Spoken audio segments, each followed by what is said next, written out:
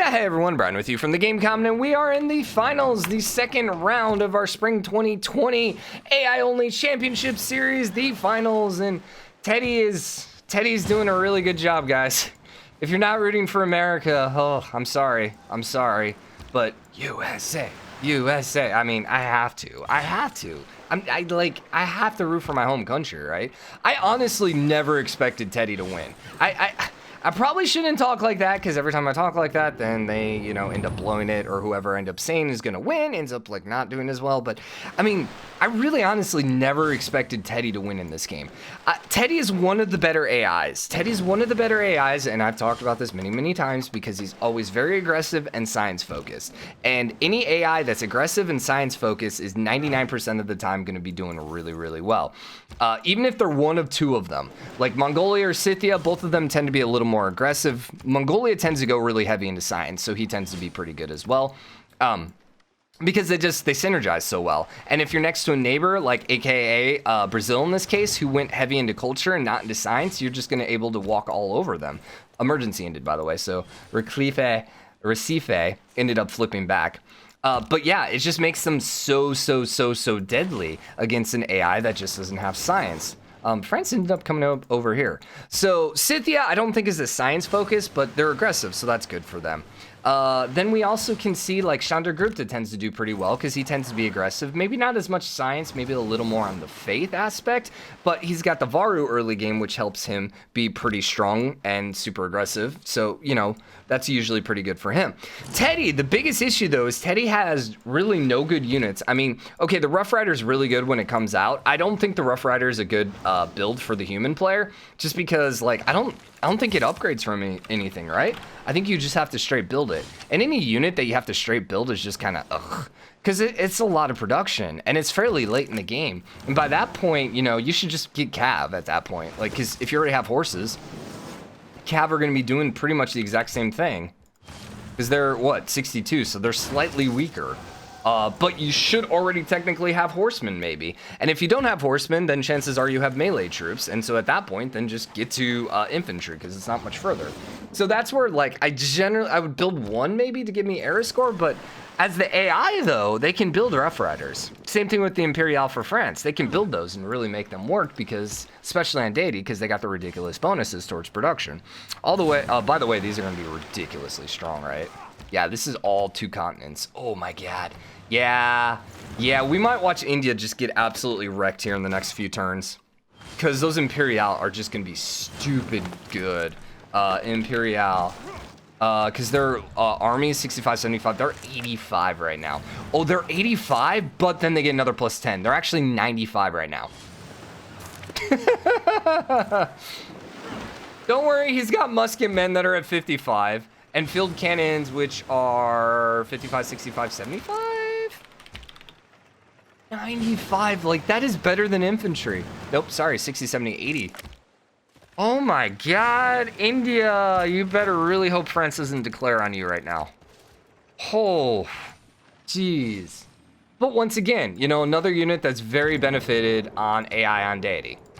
So, even though America is maybe middle of the pack, a little on the weaker side, they are one of the better AIs just because they generally tend to be science-focused and aggressive-focused. Now, usually with Teddy, he generally gets bit in the butt at some point where the aggression just doesn't work out. Kind of like what happens with Mongolia every once in a while. They just have one really bad war, and then they're just never able to catch back up. The one thing with Teddy compared to a Mongolia or a Scythia is he doesn't necessarily have the units to kind of carve him back. Kind of like how we saw Scythia a couple rounds ago, where they basically got crapped on early game because of a war, failed. But then they kind of made a comeback. Even though they ended up losing and getting knocked out, they still made a decent enough comeback simply because they were able to just get so many Cav units popped out just because of their bonuses. Same thing's kind of true here with India. India could lose a city and then come back super strong if they pop out the Varu if this is an early game thing. Teddy, he's not going to get any units until super late game, so he basically is not going to get anything special, generally. Which is kind of why I'd never really expected Teddy being able to win this. Just because I really do feel he's one of the more mediocre civs. And actually, that kind of brings up a really interesting point. Every Civ that has ever won our AI-only championship series has been a little more middling. None of the super strong ones have won, except potentially Mongolia. And I'm trying to think where I ranked Mongolia back in the day. I think I ranked them like 12th or something like that. I actually have YouTube open. Let's go pull up my stuff and let's see. Oh yeah, you can leave. Let's see where I ranked them. This is pre-Gathering Storm. I need to do a new ranking, but rankings. Video 0 ranking. Civ ranking 1 hour and 10 minutes. Oh my gosh. That's why I haven't redone this. Where did I rank Mongolia? 8th. Okay, so they were at least top 10, I ranked them. They would, if I kept the rankings the same, but just added into Gathering Storm Civs, they wouldn't be top 10. They would be like 11 or 12. Because you would have to put Mapuche. Not Mapuche, what am I thinking? Mali. Not Mali. Maori would have to go in there. And then, who's the other really good one? Would I put post-nerf Hungary in there? Probably, I don't know. Definitely not. You know, Eleanor would be an interesting one. She probably would be in there as well. Top 10. Yeah, maybe. I know some people love the Mali. I'm not as big of a fan because I do not like any Civ that doesn't spawn, that has a bias to spawning on some territory that is not like grassland / hills / like if you spawn in the desert or tundra, even with the bonuses, it just is not good in my opinion, because even with your extra bonuses, it still doesn't make it better than a grassland territory. Canada, with all of their bonuses, like honestly, it's still better for them to spawn and build a city in a grassland than it would be for them to build all their cities in tundra. So that's why I don't like bias towards starting in tundra. But anywho, we're getting kind of ahead of ourselves. There's not really a whole lot going on, which is why we're kind of hitting the random discussions. Which, I mean, here's the thing. I actually do kind of also love these AI series because I like just like randomly spitballing ideas. Now, Teddy, if he would just go for Porto Alegre, I guarantee you he could hold this. It says it's plus 30, but I really don't think that's true. I really don't. What's the era looking like?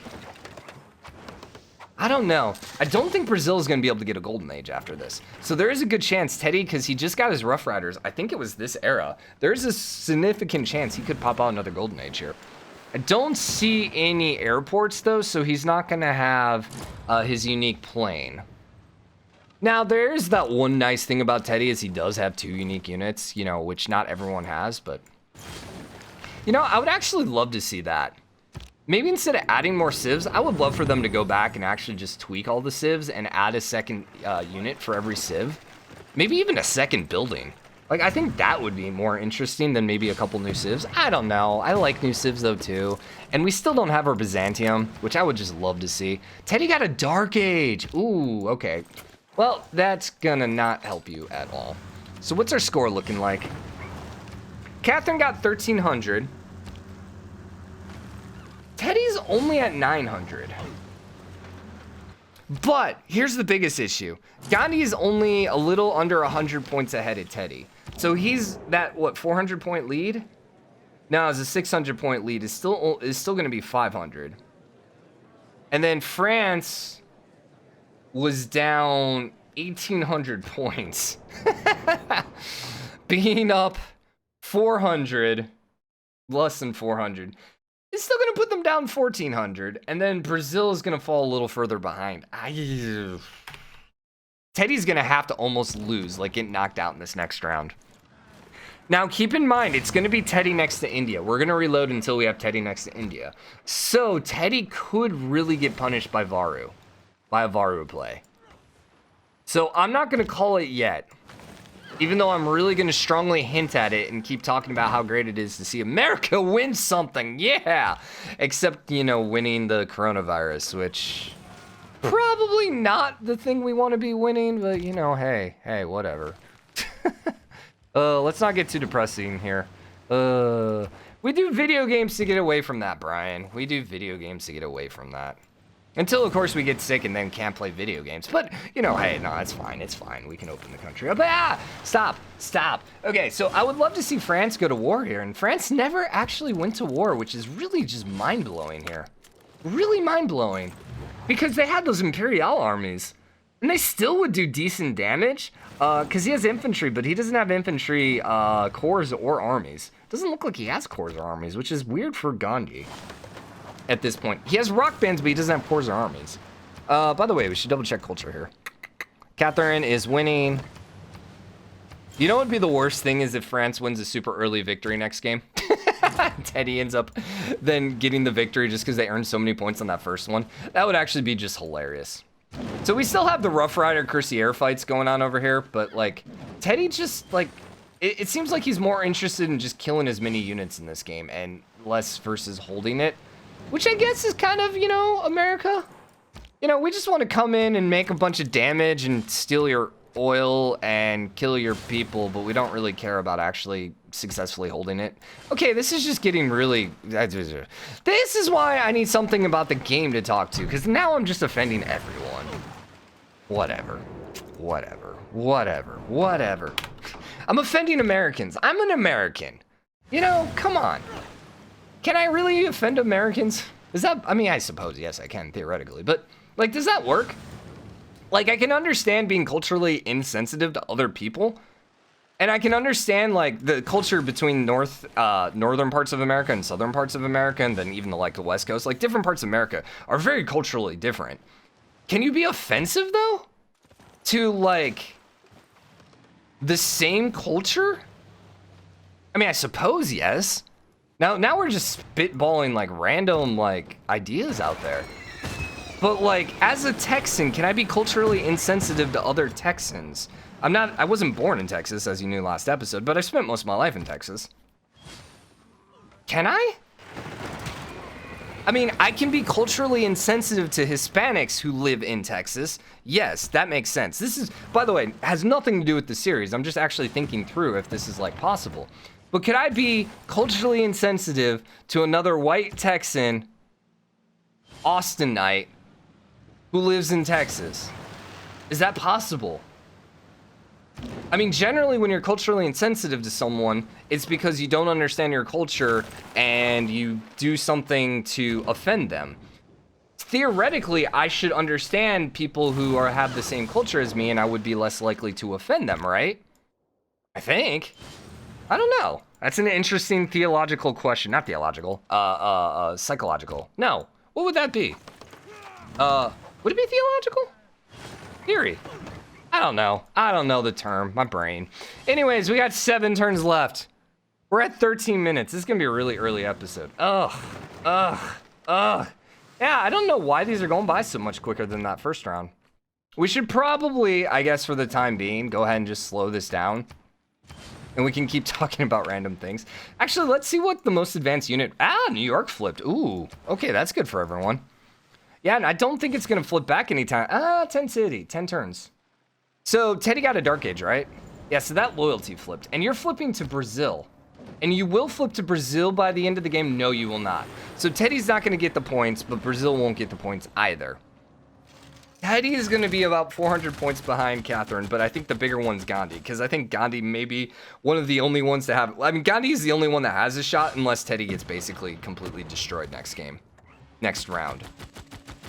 He is going to be about 400 points behind, which isn't that bad.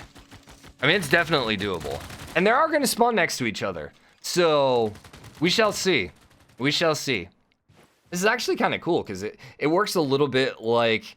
you know, normal group stages here in like the World Cup, which is what this whole thing was themed after in the first place, where you kind of have, you know, first and like the two people who hadn't competed against each other are now competing against each other.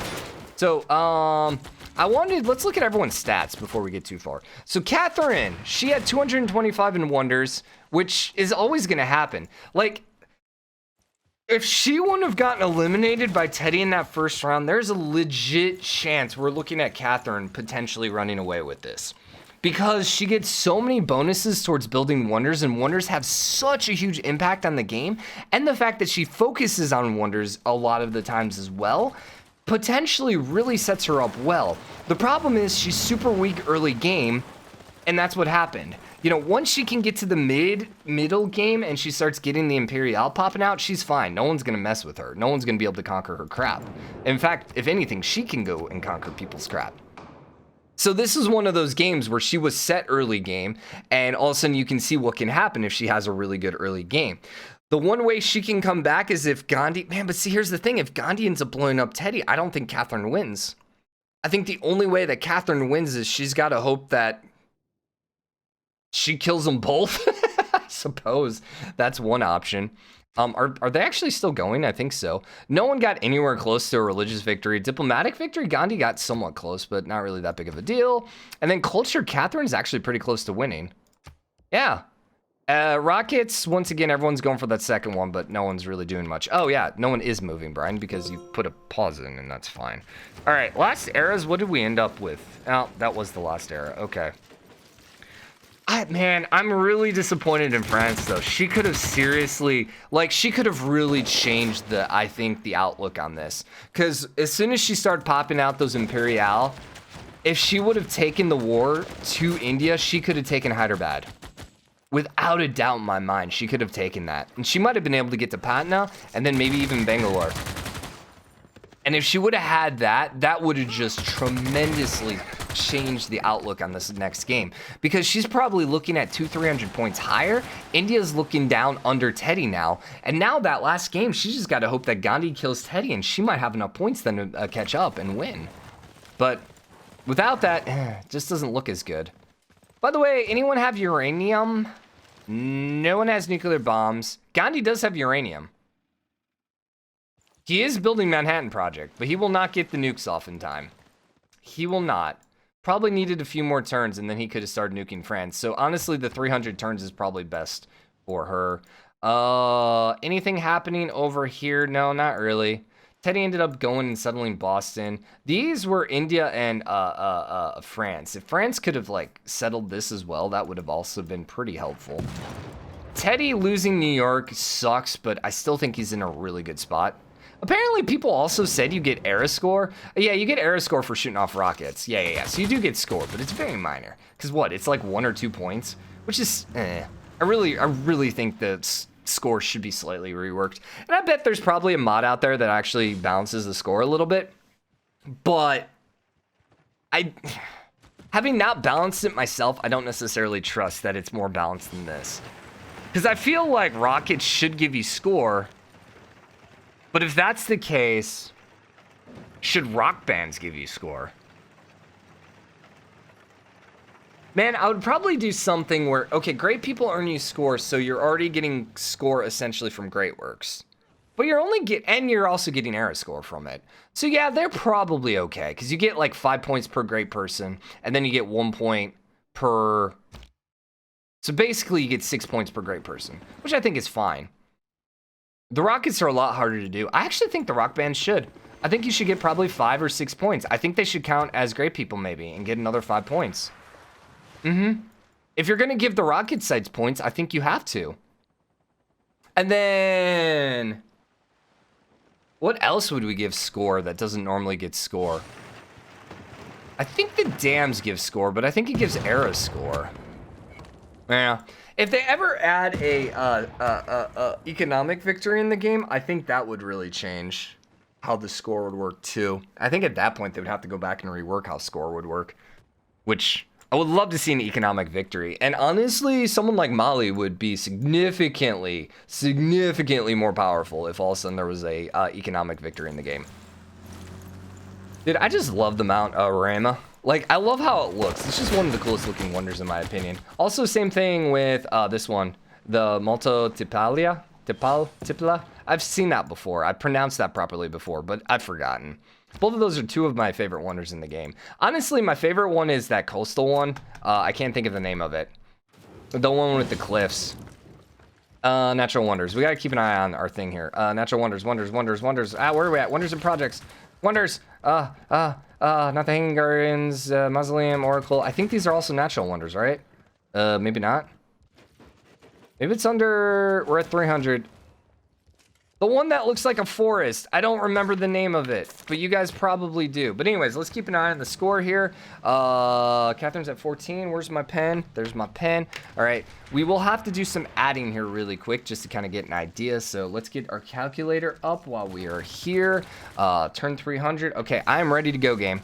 Give it to me. Come on, switch it. Switch the turns. Switch the turns. We can do this. We can do this. We can do this. And hey, we slowed the game down to 20 minutes. So the episode's 20 minutes. Whoop-dee.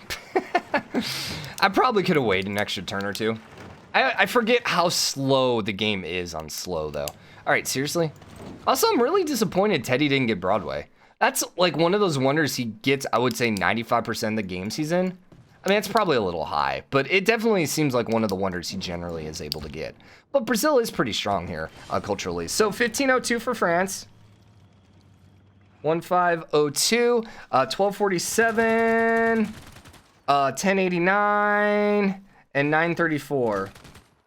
And of course, like always, I didn't leave myself enough room so that I can put the third scores in. But whatever. So 165 plus 1502 is 1667. So France is at 1667. USA got 1992 plus 1089. They're at 3081. They're still 1400 points up. Seriously? Yeah, because France still ended up 400 points short of Teddy's first game. Golly, man, that's crazy. 1369 plus 1247 is 2616. Okay, so India is only 400 points behind, which is not that much because we saw, I mean, they won by a little under 200 points in this game, but still, that's not that bad. And then 879 plus 934, 1813. So then Teddy's in first place with 3081. Gandhi is about 400 points behind with 2616. Brazil is about 1,200 points behind at 1813, and then France is 1,400 points behind at 1667. It's going to be an interesting last game. I mean, obviously, Teddy is by far the favorite going into the finals here, the final round, but he's going to spawn next to Gandhi. And those elephants, man, the Varu. We'll see if Teddy can overcome the conundrum that is the Varu. So, hope you enjoyed the episode. If you did, drop a like, comment, let me know what you think. As always, hit the subscribe button, join the game, comment, share, support. I'll see you guys later. Bye, everyone.